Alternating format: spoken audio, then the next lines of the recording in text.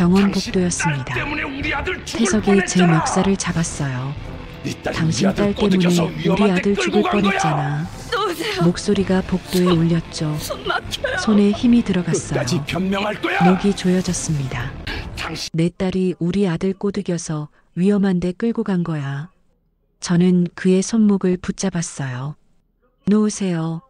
우리 지연이가 뭘 어쨌다고요. 태석이 더 세게 흔들었습니다. 당장 꺼져. 내 눈앞에서 사라지라고. 머리가 앞뒤로 흔들렸어요. 주변 사람들이 휴대폰을 들고 찍고 있었죠. 저거 찍어. 완전 막장이네. 속삭이는 소리가 들렸습니다. 저는 바닥에 주저앉았어요. 눈물이 뚝뚝 떨어졌죠. 30년 전에도 지금도 난 왜 늘 이 자리냐? 그들은 몰랐습니다.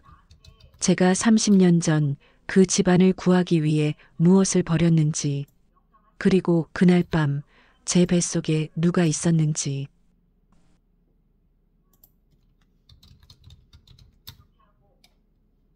안녕하세요. 저는 노미자입니다. 올해 62이에요. 경기도 외곽 재래시장 지하상가에서 구두수선과 열쇠집을 합쳐서 30년째 하고 있죠. 아침 6시에 문 열고 밤 9시에 닫는데 그래도 하루 매출이 3만 원 넘기 힘든 날이 많아요. 요즘은 구두 신는 사람도 줄었거든요. 다들 운동화만 신으니까요. 오늘은 딸 상견례 가는 날입니다. 새벽부터 잠이 안 왔어요. 천장만 보다가 4시쯤 일어나서 옷장을 뒤졌죠. 10년 전 딸 대학 입학식 때 입었던 검은색 정장이 있긴 한데 소매 끝이 닳아서 실밥이 보여요. 다리미질을 3번이나 했지만 주름은 여전히 남아있더라고요. 거울 앞에 서니까 한숨이 나왔습니다. 얼굴은 어쩔 수 없다 쳐도 손만큼은 감추고 싶었어요. 손톱 밑에 낀 구두약대는 아무리 문질러도 지워지지 않거든요. 30년 동안 가죽 냄새와 본드 냄새를 맡으며 살다 보니 이제는 제 몸에서도 그 냄새가 배어 나오는 것 같아요. 딸아이 하지연이는 구청 공무원입니다. 9년 동안 시험 공부 끝에 붙었죠. 착하고 성실한 애예요. 그런데 요즘 들어 느끼는 건데 제 직업을 조금 부끄러워하는 것 같더라고요. 친구들한테 엄마 직업 물어보면 사업하신다고 얼버무린다는 걸 우연히 알게 됐어요. 가슴이 찔렸지만 탓할 수는 없었습니다. 제가 뭘 해줬다고 딸한테 당당하겠어요. 예비 사위는 윤도훈이라고 해요. 34. 대기업 건설회사 팀장이래요. 한번 본 적 있는데 깔끔하고 예의 바른 청년이었죠. 그런데 집안이 강남에 산대요. 딸이 처음 소개받고 와서 말할 때 저는 속으로 걱정부터 앞섰습니다. 우리 같은 집안이랑 맞을까 싶어서요. 상견례 장소는 강남 호텔 한식당이라고 하더군요. 딸이 문자로 주소를 보내왔는데 검색해보니 코스 요리가 1인당 15만 원이 넘어요. 평생 그런 데 가본 적 없어요. 제가 하루 벌어야 10,000원인데 밥 한 끼가 15배예요. 출발하기 전에 구두를 봤습니다. 10년 전에 산 검은색 단화인데 앞코가 벗겨져서 하얀 속살이 보여요. 아이러니하게도 저는 구두 수선을 업으로 삼으면서 제 구두는 한 번도 제대로 손본 적이 없죠. 남의 구두만 고치다 보니 정작 제 발은 늘 불편했어요. 양말도 구멍이 났더라고요. 발가락 부분이 해져서 살이 비쳐요. 급하게 바늘로 꿰맸는데 실밥이 울퉁불퉁해서 신으면 따끔거릴 것 같았어요. 그래도 어쩌겠어요. 새로 살 시간도 돈도 없는데요. 가게 문 앞에 서서 잠시 뒤를 돌아봤습니다. 낡은 의자, 때 묻은 작업대, 벽에 걸린 열쇠 본틀들. 이게 제 30년이에요. 딸아이 하나 키우려고 하루도 빠짐없이 여기 앉아 있었죠. 겨울엔 동상 걸리고 여름엔 습기에 곰팡이 냄새 맡으면서요. 지하철을 4번 갈아타고 강남에 도착했어요. 지상으로 올라오니까 눈이 부셨습니다. 높은 빌딩들, 깨끗한 인도, 차림새 멀쩡한 사람들, 다 다른 세상 사람들 같았어요. 저만 낡고 초라한 것 같더라고요. 호텔 로비에 들어서는 순간 향수 냄새가 확 밀려왔어요. 달콤하면서도 무거운 냄새. 제 몸에서 나는 본드 냄새랑은 너무 달랐죠. 로비 직원이 절 보더니 잠깐 표정이 굳었어요. 아마 제 차림새를 본 거겠죠. 부끄러웠지만 고개를 들고 걸었습니다. 한식당 입구에서 딸을 만났어요. 하지연이가 제 손을 붙잡으며 속삭였어요. 엄마, 너무 긴장 마세요. 그냥 밥만 먹고 오는 거예요. 딸의 손이 차가웠어요. 얘도 긴장하고 있구나 싶었죠. 문이 열리고 안으로 들어가는데 심장이 쿵쾅거렸습니다. 넓은 방 안에 커다란 원탁이 하나 놓여 있었고 그 앞에 예비 사위 가족이 앉아 있었어요. 그런데 그 순간 제 발이 멈췄습니다. 상석에 앉아 있는 남자. 나이 든 얼굴이지만 저는 단번에 알아봤어요. 윤재요? 30년 전 제가 가장 사랑했고 가장 미워했던 남자였습니다. 그리고 제 딸 하지연이의 친아버지였죠. 문이 열렸습니다. 예비 사돈 가족이 들어왔어요. 앞서 걸어온 남자는 60대 중반쯤 돼 보였죠. 키가 크고 어깨가 넓었어요. 회색 정장이 몸에 딱 맞았고 손목의 시계가 은은하게 빛났습니다. 옆에는 단정한 인상의 여자가 서 있었어요. 머리를 뒤로 말끔하게 올린 모습이 품이 있어 보였죠. 도훈이가 일어서서 인사했습니다. 아버지, 어머니, 여기 지연이 어머님이세요. 그 순간 저는 그 남자와 눈이 마주쳤습니다. 심장이 멈추는 줄 알았어요. 윤태석? 30년이 지났지만 그 눈빛만큼은 그대로였어요. 날카롭고 차가웠죠. 얼굴에 주름이 깊게 패였고 머리는 반백이 됐지만 제가 기억하는 그 사람이 맞았습니다. 손에 들고 있던 물컵이 덜덜 떨렸어요. 입술이 말랐고 목구멍이 막힌 것처럼 숨이 잘 안 쉬어졌죠. 방 안의 공기가 갑자기 무거워진 것 같았어요. 향긋한 차 냄새조차 숨을 조이는 것처럼 느껴졌습니다. 태석도 저를 봤어요.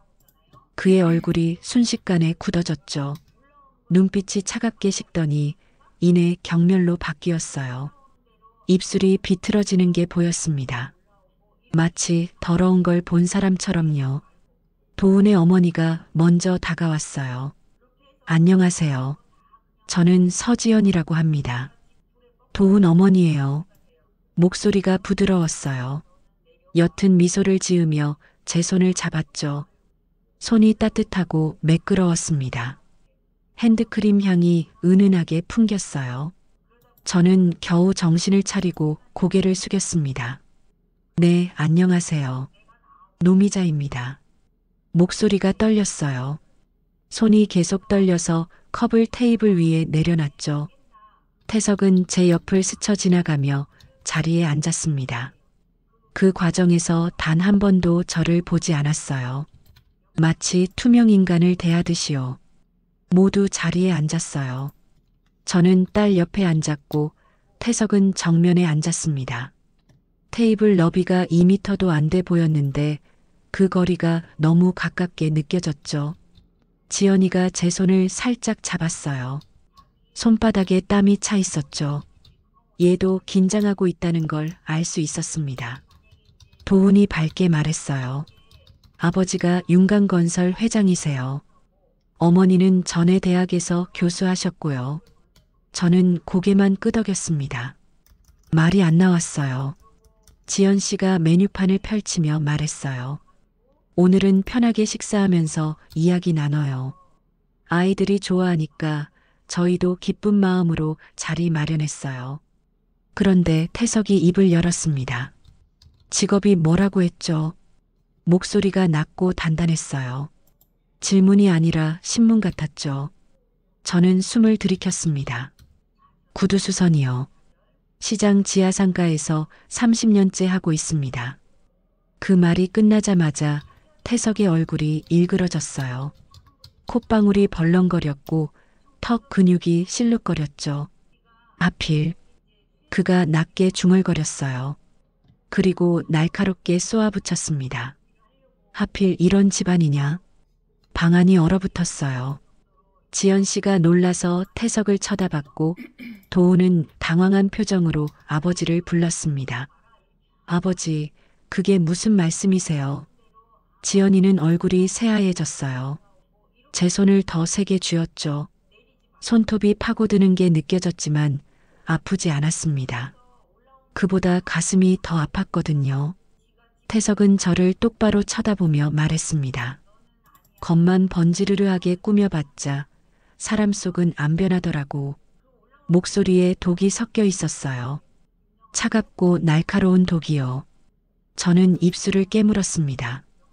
피 맛이 났어요. 손이 부들부들 떨렸지만 고개는 들지 않았죠. 그냥 테이블 위에 찻잔만 바라봤습니다. 하얀 도자기에 비친 제 얼굴이 흐릿하게 보였어요. 지연이가 떨리는 목소리로 말했습니다. 죄송합니다. 저희 엄마는 평생 성실하게 일하신 분이에요. 태석은 코웃음을 쳤어요. 성실. 그래, 그런 말로 포장하면 다 되는 줄 아나. 그의 눈빛이 칼날처럼 날카로웠습니다. 저를 향한 증오가 그대로 드러났죠. 저는 그제야 깨달았어요. 이건 단순한 상견례가 아니었습니다. 30년 전의 과거가 지금 이 자리에서 다시 살아나고 있었어요. 식사는 시작되지도 않았습니다. 태석이 젓가락을 집어들지도 않은 채 말했어요. 혼인신고 전에 확인할 게 있습니다. 신부 쪽 어머니 재산 상태, 빚, 신용등급부터 확인해야겠어요. 지연 씨가 당황한 표정으로 남편을 쳐다봤습니다. 여보, 그건 좀. 태석은 아내의 말을 잘라냈어요. 요즘 세상에 신중해야죠. 지하상가 구두수선이라 사업이라고 하기에도 민망한 잡일 아닙니까? 그 말이 떨어지는 순간 제 얼굴이 화끈거렸어요. 귓가가 뜨거웠고 손끝이 차가워졌죠. 입안이 바짝 말랐습니다. 지연이가 떨리는 목소리로 말했어요. 회장님, 저희 엄마는 평생 성실하게 일하셨어요. 빚도 없고요. 목소리가 갈라졌어요. 딸의 눈가가 붉어지는 게 보였죠. 저는 딸이 이런 말을 듣게 하고 싶지 않았어요. 가슴이 찢어지는 것 같았습니다. 저는 고개를 숙였습니다. 죄송합니다. 제가 이런 사람이라 민망하네요. 목소리가 떨렸어요. 스스로도 비참했죠. 하지만 딸을 위해서라면 이 정도 모욕쯤은 참을 수 있었어요. 도훈이 아버지를 말렸습니다. 아버지, 그만하세요. 지연이 어머니께서 얼마나 힘드셨겠어요. 태석이 아들을 노려봤어요. 내가 뭘 알아. 이런 집안하고 얽히면 나중에 다 너한테 짐이 된다. 그러더니 저를 똑바로 쳐다보며 말했습니다. 난 반대요. 우리 집안 이름에 이런 과거를 가진 사람은 들릴 수 없어. 방안이 조용해졌습니다. 숨소리조차 들리지 않았어요. 냉방 바람이 목덜미를 스쳤지만 온몸이 얼어붙은 것 같았죠. 지연이가 의자를 밀치며 일어섰습니다. 엄마 가요. 딸의 목소리가 떨렸어요. 눈물이 눈가에 맺혀 있었죠. 저는 비틀거리며 일어났습니다. 다리에 힘이 안 들어갔어요. 우리는 그 자리를 나왔습니다. 호텔 로비를 지날 때 사람들의 시선이 느껴졌어요. 아무도 쳐다보지 않았는데 모두가 저를 보는 것 같았죠. 귀가 멍멍했고 숨이 가빴습니다. 밖으로 나오니 저녁 공기가 차가웠어요. 그런데 딸은 택시를 잡지 않고 그냥 걸어갔습니다. 빠르게요. 저는 뒤따라가며 말했어요. 지연아, 미안해. 엄마가 잘못했어. 딸이 멈춰섰습니다. 돌아보는 얼굴에 눈물이 그렁그렁 맺혀 있었어요. 엄마, 도대체 그 사람하고 무슨 사이예요? 목소리가 떨렸습니다. 왜 저렇게 엄마를 미워하는데? 왜 아무 말도 안 해주는 거예요? 저는 입술을 깨물었어요. 피 맛이 또 났죠. 말을 해야 할지 말아야 할지 몰랐어요. 30년 동안 숨겨왔던 비밀을 어떻게 지금 꺼낼 수 있겠어요. 엄마도 잘 모르겠어. 옛날에 잠깐 알던 사람인데. 딸이 고개를 저었습니다. 거짓말. 저 사람 눈빛 봤어요. 엄마한테 엄청난 증오가 있었어요. 지연이는 더 이상 묻지 않고 돌아섰어요. 그리고 빠르게 걸어가 버렸죠. 지연아. 제가 불렀지만 딸은 돌아보지 않았습니다. 그날 밤 지연이는 집에 들어오지 않았어요. 새벽 2시쯤 문자가 왔습니다. 엄마, 도훈 오빠랑 같이 있어요. 우리 둘만이라도 도망가서 결혼할게요. 엄마는 신경 쓰지 마세요. 손이 떨렸어요. 휴대폰 화면이 흐릿하게 보였죠. 눈물이 차올라서 글자가 번져 보였습니다. 저는 거실 바닥에 주저앉았어요. 차갑고 딱딱한 바닥이 허벅지에 닿았죠. 등을 벽에 기대니 벽지의 거친 질감이 느껴졌습니다. 창밖은 깜깜했어요. 가로등 불빛만 희미하게 들어왔죠. 저는 무릎을 껴안고 고개를 숙였습니다. 30년 전의 기억이 떠올랐어요. 태석의 차가운 눈빛, 그가 내뱉었던 말들, 그리고 제가 홀로 남겨졌던 그날 밤. 이제 딸마저 떠나는 건가요? 제 잘못 때문에, 제 과거 때문에 딸의 인생까지 망가지는 건가요? 어둠 속에서 저는 혼자였습니다. 새벽 4시에 전화가 왔습니다. 병원에서 걸려온 거였어요. 딸이 사고를 당했다고 했죠. 머릿속이 하얘졌어요. 전화기를 떨어뜨릴 뻔했습니다. 옷도 제대로 못 갈아입고 뛰쳐나갔어요. 새벽 거리는 텅 비어 있었죠. 차가운 공기가 얼굴을 때렸지만 느껴지지 않았어요. 택시를 잡아 타고 병원으로 달려갔습니다. 응급실 앞에 도착했을 때 다리에 힘이 풀렸어요. 간호사가 말했습니다. 보호자 맞으세요? 환자분은 지금 수술 중이에요. 수술? 그 말에 눈앞이 캄캄해졌죠. 저는 간호사의 팔을 붙잡았어요. 우리 딸 괜찮을까요? 목소리가 떨렸습니다. 간호사는 애매한 표정으로 고개를 끄덕였어요. 최선을 다하고 계세요. 저는 수술실 앞 의자에 주저앉았습니다.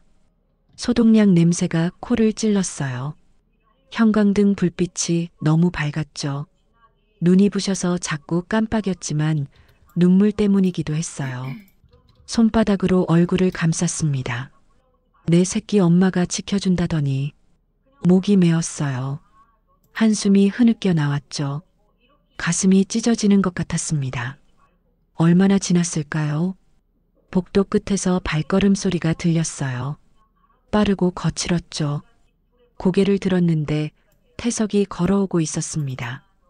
얼굴이 일그러져 있었어요. 입술이 파르르 떨렸고 눈이 벌겋게 충혈돼 있었죠. 그가 저를 보자마자 소리쳤습니다. 당신 딸 때문에 우리 아들 죽을 뻔했잖아. 목소리가 복도에 울렸어요. 간호사들이 놀라서 쳐다봤죠. 저는 자리에서 일어났습니다. 무슨 소리예요? 우리 지연이가 뭘 어쨌다고. 말이 끝나기도 전에 태석이 제 멱살을 잡았습니다. 내 딸이 우리 아들 꼬드겨서 위험한 데 끌고 간 거야. 불법 재개발 현장에서 뭘 하려고 했는지 알아? 손에 힘이 들어갔어요. 목이 조여졌죠. 숨이 막혔습니다. 옷깃이 목을 파고들어서 피부가 쓰라렸어요. 저는 그의 손목을 붙잡았어요. 놓으세요. 목소리가 갈라졌습니다. 그런데 태석은 더 세게 흔들었어요. 당장 꺼져. 내 눈앞에서 사라지라고. 머리가 앞뒤로 흔들렸어요. 목덜미가 뻐근했고 귀에서 윙 소리가 났죠. 눈앞이 어지러질했습니다. 그때 누군가 태석의 팔을 잡았어요. 여보, 그만해요. 지연 씨였어요. 남편을 말리면서도 그녀의 눈빛이 저를 향했죠. 이상한 눈빛이었어요. 의심과 혼란이 섞여 있었습니다. 태석이 손을 놨어요. 저는 비틀거리며 뒤로 물러났죠. 목을 감싸쥐었어요. 목구멍이 따갑고 아팠습니다. 주변을 둘러보니 환자 보호자들이 휴대폰을 들고 있었어요. 카메라 렌즈가 저를 향하고 있었죠. 누군가 속삭이는 소리가 들렸습니다. 저것 찍어. 완전 막장이네. 얼굴이 화끈거렸어요. 귀가 뜨거웠고 온몸이 부끄러움에 떨렸죠. 저는 그 자리에 주저앉았습니다. 차갑고 딱딱한 바닥이 무릎에 닿았어요. 손바닥을 바닥에 짚었는데 매끄럽고 차가웠죠. 고개를 숙이니 눈물이 뚝뚝 떨어졌습니다. 바닥에 작은 물방울이 맺혔어요. 30년 전에도 지금도. 목소리가 떨렸습니다. 난 왜 늘 이 자리냐? 복도는 조용했어요. 형광등 소리만 웅웅거렸죠. 사람들의 시선이 따가웠지만 고개를 들 수 없었어요. 그런데 그 순간 가슴 속에서 뭔가가 타올랐습니다. 분노였어요. 저는 천천히 고개를 들었어요. 눈물을 손등으로 닦았죠. 손등이 축축하고 차가웠습니다. 태석을 똑바로 쳐다봤어요. 그의 눈빛도 제 눈빛도 30년 전과는 달라져 있었습니다. 저는 이제 더 이상 당하고만 있지 않을 겁니다. 병원 복도에서 돌아온 밤, 저는 잠들 수 없었습니다. 천장을 보다가 30년 전 그날이 떠올랐어요. 그때 저는 26이었습니다. 재래시장 근처 분식집에서 알바를 하고 있었죠. 태석은 동네 소규모 건설 현장 소장이었어요. 가끔 김밥을 사러 왔는데 어느 날부터 자꾸 말을 걸더라고요. 김밥 맛있어요. 다음엔 라면도 먹어볼게요. 목소리가 따뜻했어요.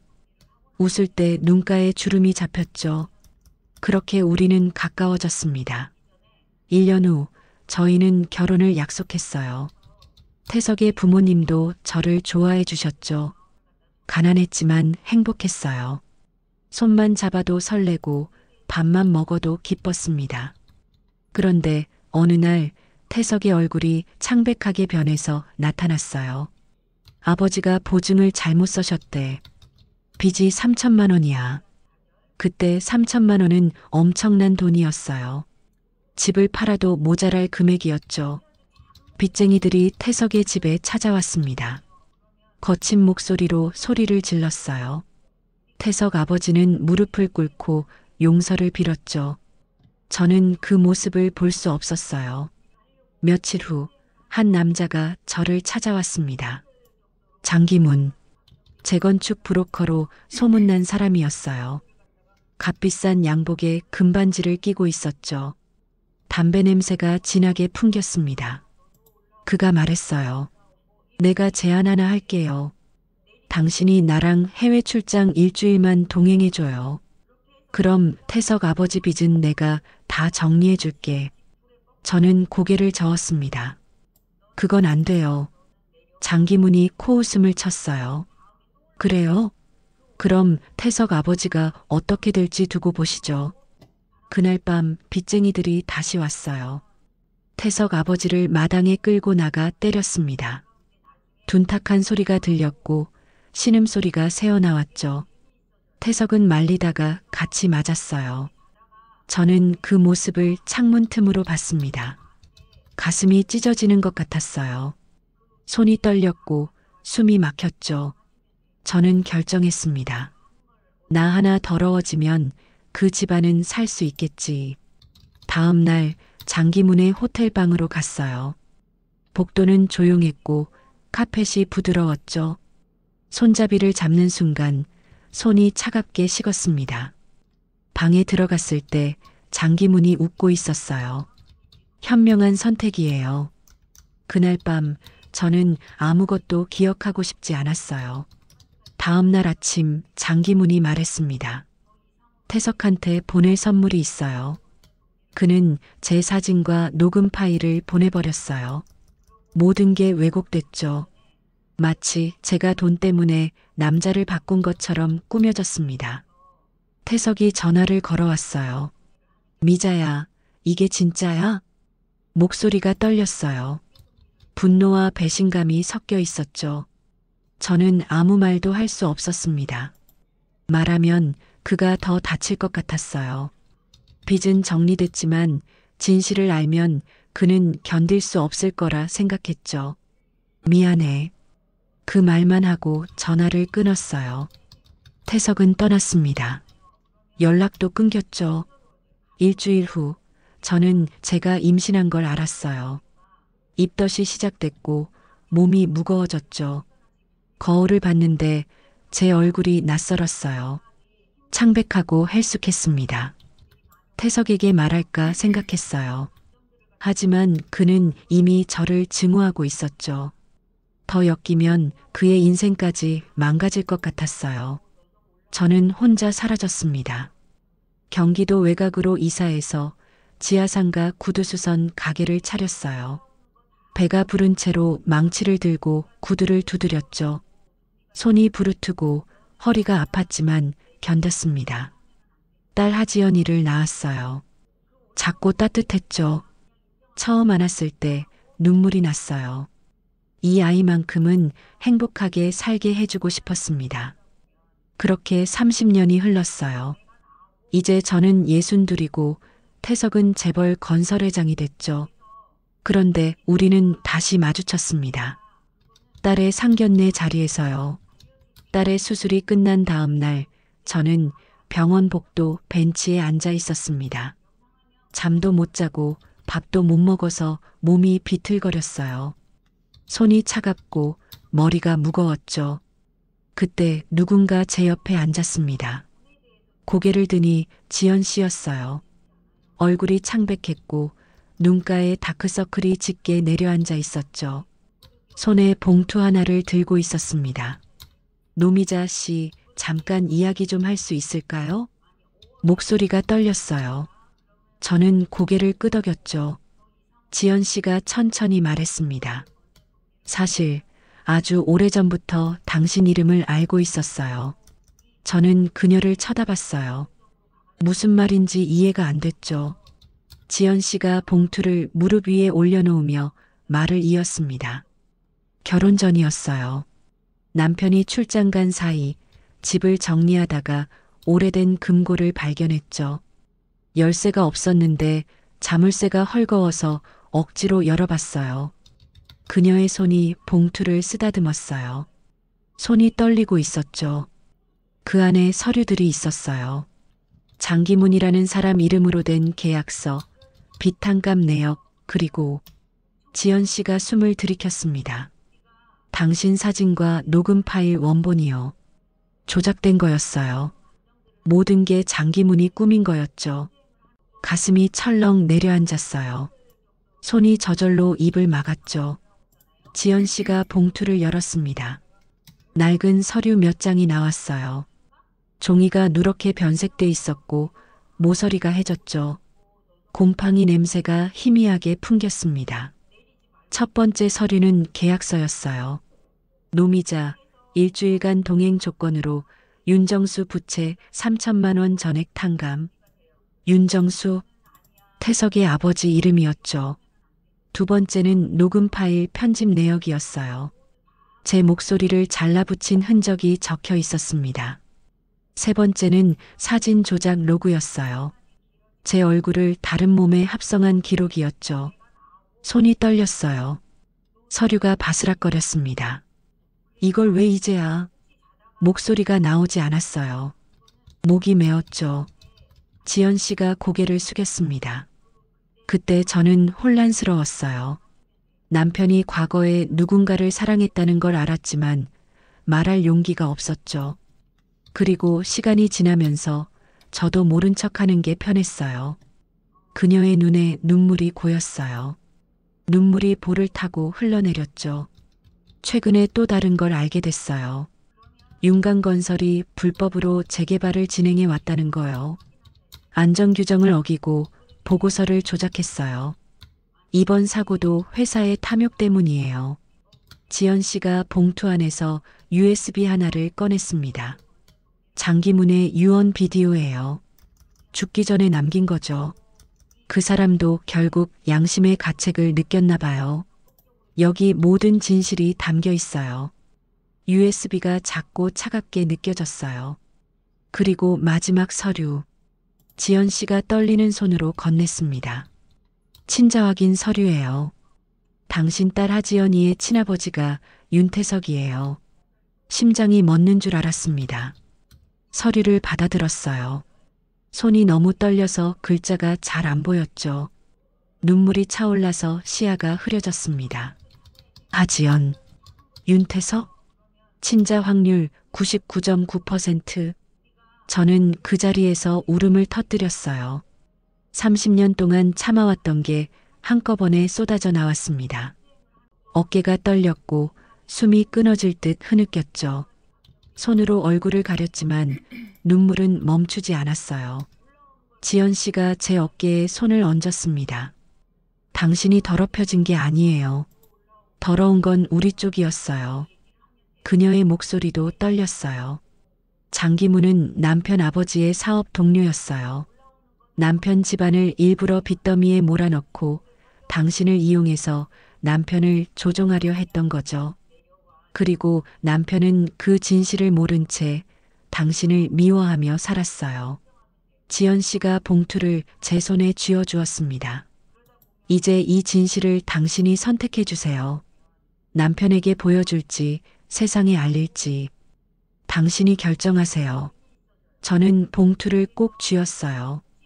종이가 구겨지는 소리가 났죠. 지연 씨가 일어서며 마지막 말을 했습니다. 저도 이제 남편 곁을 떠날 생각이에요. 이 모든 거짓 속에서 더 이상 살고 싶지 않아요. 그녀가 복도를 걸어갔어요. 뒷모습이 쓸쓸했죠. 저는 봉투를 가슴에 안았습니다. 30년 동안 저를 짓눌렀던 무게가 이제 조금씩 벗겨지는 것 같았어요. 손이 여전히 떨렸지만 이제는 두려움이 아니었습니다. 분노였어요. 그리고 결심이었죠. 저는 봉투를 들고 집으로 돌아왔습니다. 책상 위에 서류를 펼쳐놓고 한참을 바라봤어요. 30년 동안 억울했던 진실이 거기 있었죠. 손만 뻗으면 모든 걸 바로잡을 수 있었습니다. 그런데 손이 움직이지 않았어요. 그냥 조용히 살까? 혼잣말이 나왔습니다. 지금까지도 그렇게 살아왔으니까요. 딸만 무사하면 저는 상관없었어요. 저는 서류를 봉투에 다시 넣고 쓰레기통 앞에 섰습니다. 손이 떨렸어요. 봉투가 무거웠죠. 그때 휴대폰이 울렸습니다. 병원에서 온 문자였어요. 환자 상태 안정. 면회 가능합니다. 가슴이 뛰었어요. 저는 봉투를 들고 병원으로 달려갔습니다. 중환자실 앞에 도착했어요. 유리창 너머로 딸이 보였죠. 창백한 얼굴에 산소 마스크를 쓰고 누워 있었습니다. 옆 침대에는 도훈이 같은 모습으로 누워 있었어요. 저는 그 앞에 무릎을 꿇었습니다. 차갑고 딱딱한 바닥이 무릎에 닿았어요. 손을 모으고 고개를 숙였죠. 제발 우리 애들만큼은. 목이 메었습니다. 눈물이 또 흘러내렸어요. 애들 인생까지 짓밟게 둘 순 없어요. 저는 결심했습니다. 이틀 후 윤강건설 본사 앞에 기자들이 모였어요. 긴급 기자회견이 열린다는 소식이 퍼졌죠. 불법 재개발 의혹에 대한 해명이라고 했습니다. 저는 뒷문에서 기다리고 있었어요. 봉투를 꼭 쥐고 서 있었죠. 손에 땀이 났고 심장이 빠르게 뛰었습니다. 회견장 안이 보였어요. 태석이 단상에 앉아 있었죠. 얼굴이 굳어 있었고 눈빛이 흔들렸습니다. 옆에는 변호사와 PR팀 직원들이 앉아 있었어요. 플래시가 터졌습니다. 카메라 셔터 소리가 요란했죠. 태석이 마이크 앞에서 종이를 꺼냈어요. PR팀이 써준 멘트였죠. 손이 떨리며 종이를 펼쳤습니다. 저희 회사는 항상 법규를 준수하며 그 순간 저는 뒷문을 밀고 들어갔습니다. 기자들이 일제히 고개를 돌렸어요. 카메라가 저를 향했죠. 플래시가 눈을 찔렀지만 저는 걸음을 멈추지 않았습니다. 태석이 저를 봤어요. 얼굴이 새하얘졌죠. 입술이 파르르 떨렸고 손에 들고 있던 종이가 바닥에 떨어졌습니다. 저는 단상 앞까지 걸어갔어요. 봉투를 들어 올렸죠. 여기 진실이 있습니다. 목소리가 떨렸지만 단단했어요. 태석이 천천히 일어섰습니다. 저를 내려다보다가 마이크를 움켜쥐었어요. 잠깐만요. 그가 말했습니다. 회견장이 조용해졌어요. 숨소리조차 들리지 않았죠. 태석이 눈을 감았다가 떴습니다. 그리고 입을 열었어요. 30년 전 제가 버렸다고 믿었던 여자가 있습니다. 목소리가 갈라졌어요. 저는 그 사람이 돈 때문에 저를 배신했다고 생각했죠. 그래서 평생 미워하며 살았습니다. 태석이 저를 쳐다봤어요. 눈에 눈물이 고였죠. 하지만 진실은 달랐어요. 그 사람은 제 집안을 구하기 위해 스스로를 희생했던 겁니다. 그가 고개를 숙였습니다. 장기문이라는 사람과 공모해서 그녀를 함정에 빠뜨렸어요. 빚을 대신 갚아주는 조건으로 그녀를 이용했고 저한테는 거짓 증거를 보내 그녀를 불륜녀로 만들었죠. 회견장이 술렁였어요. 기자들이 웅성거렸죠. 태석이 계속 말했습니다. 그리고 이번 사고도 저희 회사가 불법 재개발을 진행하면서 안전규정을 어긴 결과입니다. 보고서를 조작했고 돈을 아끼려고 사람 목숨을 경시했어요. 그가 숨을 들이켰어요. 그리고 병원에 입원한 하지연 씨는 제 친딸입니다. 회견장이 폭발했습니다. 플래시가 미친 듯이 터졌고 기자들이 소리쳤어요. 마이크가 단상으로 쏟아졌죠. 태석은 그 모든 걸 무시하고 단상에서 내려왔습니다. 저를 향해 걸어왔어요. 그리고 제 앞에서 무릎을 꿇었습니다. 미안합니다. 목소리가 떨렸어요. 눈물이 뺨을 타고 흘러내렸죠. 30년 동안 당신을 미워했던 제가 용서받을 수 없다는 거 압니다. 저는 그를 내려다봤어요. 가슴이 뛰었고 눈물이 또 나왔죠. 태석이 고개를 들었습니다. 회장직에서 물러나겠습니다. 제 지분 일부는 지연이 명의로 신탁하고 나머지는 피해 주민 지원 기금으로 내놓겠습니다. 그가 떨리는 목소리로 말했어요. 그리고 지연이와 도훈이 결혼, 제가 허락받아야 할 쪽입니다. 태석이 제 손을 잡으려 했어요. 저는 손을 빼지 않았습니다. 차갑고 거친 손이 제 손을 감쌌죠. 늦었지만 이제라도 바로잡고 싶습니다. 저는 눈물을 닦았어요. 손등이 축축하게 젖었죠. 일어나세요. 제가 말했습니다. 태석이 천천히 일어났어요. 우리는 서로를 바라봤습니다. 30년 동안 뒤틀렸던 진실이 이제야 풀리고 있었어요. 몇 달이 지났습니다. 가을이 왔어요. 날씨가 선선하고 은행나무 잎이 노랗게 물들었죠. 소규모 결혼식이 열렸습니다. 동네 작은 예식장이었어요. 화려하지 않았지만 따뜻했죠. 지연이가 웨딩드레스를 입고 나왔을 때 저는 울었어요. 딸이 너무 예뻤거든요. 도훈이도 단정한 양복을 입고 서 있었죠. 얼굴에 미소가 가득했습니다. 맞절하는 순간이 왔어요. 지연이와 도훈이가 고개를 숙였습니다. 저도 허리를 굽혔죠. 맞은편에서 태석과 지연 씨도 절을 했어요. 고개를 숙이는 순간 속으로 중얼거렸습니다. 이제야 우리 아이 인생이 제자리로 돌아가는구나. 가슴이 뭉클했어요. 눈물이 또 흘렀지만 이번엔 행복한 눈물이었죠. 결혼식이 끝나고 모두가 밖으로 나왔어요. 가을바람이 상쾌했습니다. 햇살이 따뜻하게 내려앉았죠. 며칠 후 태석에게서 연락이 왔어요. 사돈, 저희가 이사 가려고 합니다. 가까운 데로요. 저는 놀랐어요. 강남 집을 두고요? 태석이 웃었습니다. 거기는 너무 컸어요. 이제 평범하게 살고 싶습니다. 일주일 후 태석과 지연 씨가 제 집 근처 신축 빌라로 이사 왔어요. 걸어서 10분 거리였죠. 태석은 재벌 회장에서 동네 아저씨가 됐습니다. 처음엔 서툴렀어요. 시장에서 카트를 끄는 것도 어색해했죠. 생선을 고르는 법도 몰랐고 가격 흥정도 못했습니다. 어느 날 시장에서 태석을 봤어요. 카트에 채소를 담으며 주인 아주머니와 이야기하고 있었죠. 이거 얼마예요? 10,000원이요. 네, 주세요. 흥정도 안 하고 그냥 샀어요. 옆에서 보던 제가 웃음이 났죠. 제 구두수선 가게도 바뀌었습니다. 리모델링을 했어요. 낡은 간판을 떼어내고 새 간판을 달았죠. 노미자의 구두방 마이너스 다른 삶, 다시 세워드립니다. 간판을 보는 순간 가슴이 뛰었어요. 30년 동안 달아온 제 인생도 이제 다시 세워지는 것 같았습니다.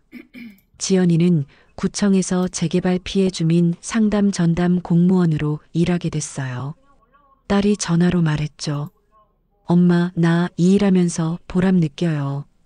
엄마처럼 억울하게 피해본 사람들 도와주고 싶어요. 목소리가 밝았어요. 저는 눈시울이 뜨거워졌죠. 도훈이는 내부 고발자 보호 프로그램에 참여했어요. 새 회사에서 다시 시작했죠. 처음엔 힘들었지만 점점 자리를 잡아갔습니다. 1년 후 손주가 태어났어요. 작고 포동포동한 아기였죠. 처음 안았을 때 눈물이 났어요. 따뜻하고 부드러웠습니다. 어느 가을 오후 우리는 동네 공원을 걸었어요. 저와 태석과 지연 씨 셋이서 유모차를 번갈아 밀며 걸었죠. 낙엽이 바스락거렸고 은행나무 향이 은은하게 풍겼습니다. 태석이 쑥스럽게 말했어요. 미자야, 아니 사돈. 나 이제야 제대로 아버지 되기 시작한 것 같네. 목소리가 부드러웠어요. 얼굴에 미소가 있었죠. 저는 고개를 끄덕였습니다. 늦게라도 시작했으면 됐죠. 사람 인생 끝날 때까지 모르는 거니까요. 우리는 벤치에 앉았어요. 유모차를 앞에 두고 손주를 바라봤죠. 아기가 잠들어 있었습니다. 작은 손이 주먹을 쥐고 있었어요. 지연 씨가 말했습니다. 이 아이만큼은 진실 속에서 자랐으면 좋겠어요. 저도 그렇게 바랐어요. 바람이 불었어요. 나뭇잎이 흔들렸고 햇살이 따스하게 내려앉았죠. 저는 눈을 감았습니다. 30년 동안 닳고 닳았던 제 인생이 이제는 조금씩 회복되고 있었어요. 늦게 왔지만 그래도 왔습니다. 용서가 쉽지는 않았어요. 아직도 가슴 한구석은 아팠죠. 하지만 저는 선택했어요. 미움보다는 새로운 시작을요. 그게 제 딸을 위한 길이라 믿었습니다. 그리고 저를 위한 길이기도 했죠. 노미자는 30년 동안 짊어졌던 억울함을 벗어던지고 딸의 행복과 뒤늦은 진실을 되찾았습니다. 하지만 과연 이것으로 끝일까요? 재벌가의 위선은 완전히 무너졌을까요? 그리고 30년 동안 쌓인 상처는 정말 치유될 수 있을까요? 여러분이라면 30년 동안 자신을 배신자로 몰았던 이 남자를 용서할 수 있으시겠습니까? 댓글로 여러분의 진솔한 생각을 들려주세요. 그럼 오늘 이야기는 여기까지입니다. 영상을 시청해주신 모든 분들 고맙습니다. 저는 아이 나레이션 손지아였습니다. 구독과 좋아요 부탁드립니다. 감사합니다.